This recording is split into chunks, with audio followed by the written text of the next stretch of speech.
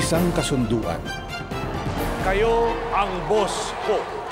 Mga pangako sa bayan. Sa unang taon ng Pangulo, mayroon na bang pagbabago?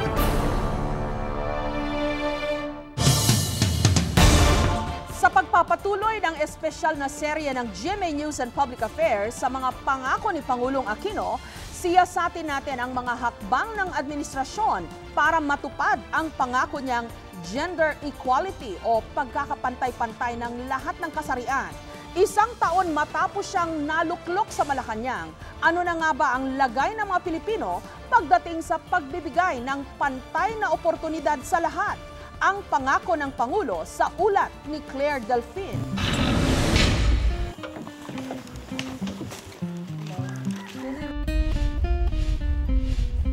Hindi mabigat yun? Ba't yun? Mabigat. Okay lang? Okay naman. 7 buwan ng buntis si Aling Editha.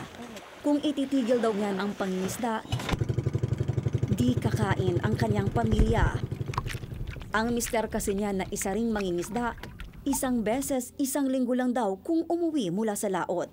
Eh, di ba, di kakulbaan, anak ka dito. Ano man?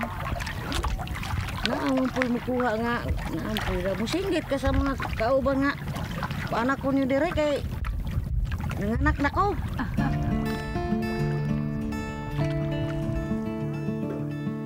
Ang huli sa 3 oras na pangingisda, sapat lang para sa almusal ng 6 na bata.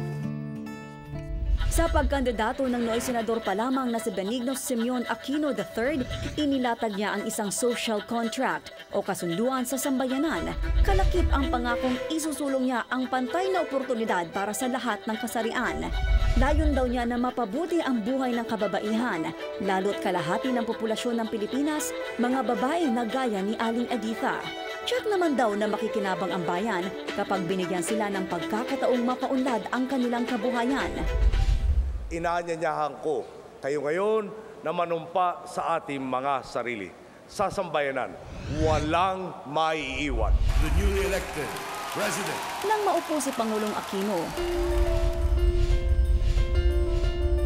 siya namang paghinto sa grade 3 ni Michelle.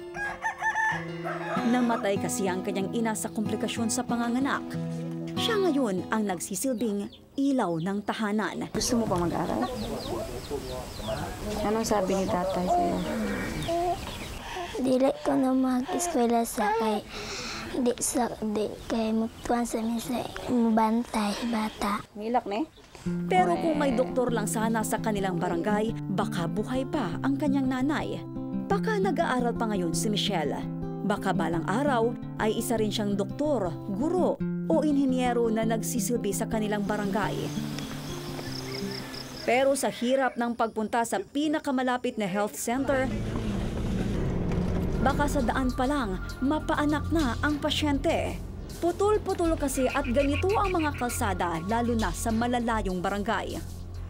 Dito sa syudad ng Bayawan sa Negros Oriental at sa buong bansa, 4 sa kada 10 buntis ang nanganganak pa rin sa tulong ng tradisyonal na hilot. Malayo pa sa naunang target ng gobyerno sa ilalim ng Millennium Development Goals na lahat ng buntis ay maalagaan na ng doktor o midwife man lang pagdating ng 2015.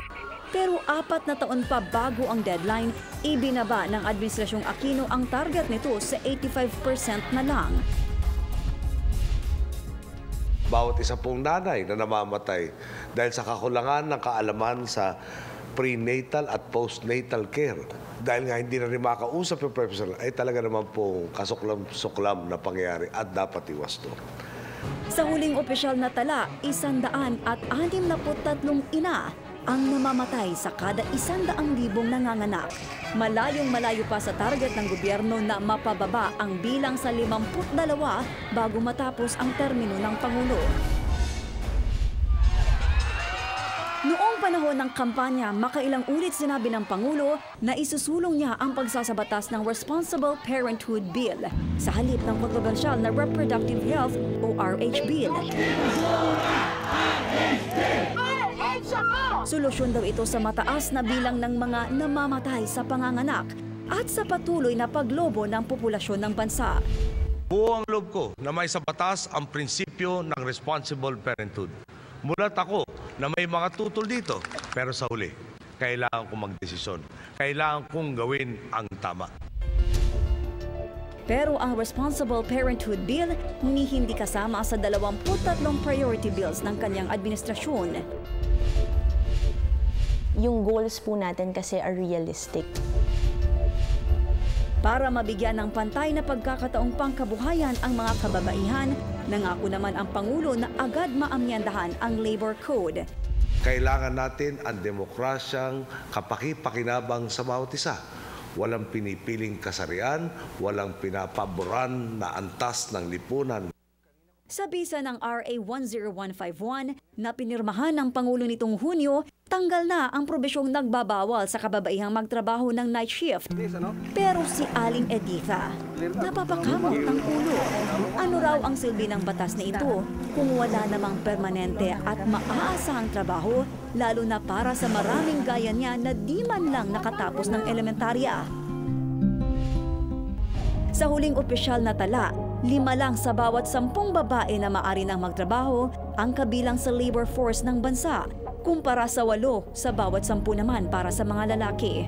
Kaya sa mga iba't ibang industriya, nangingibabaw pa rin ang mga lalaki. Panahon na upang pagtuunan ng kaukulang pansin ang mga kababaihan. Higit sa pagiging katuwang ng mga ama sa pagtataguyod ng pamilya, ang mga kababaihan, katuwang din dapat ng gobyerno at lipunan sa pagtataguyod ng bayan. Ako si Claire Delfin, nag-uulat sa pangako ng Pangulo.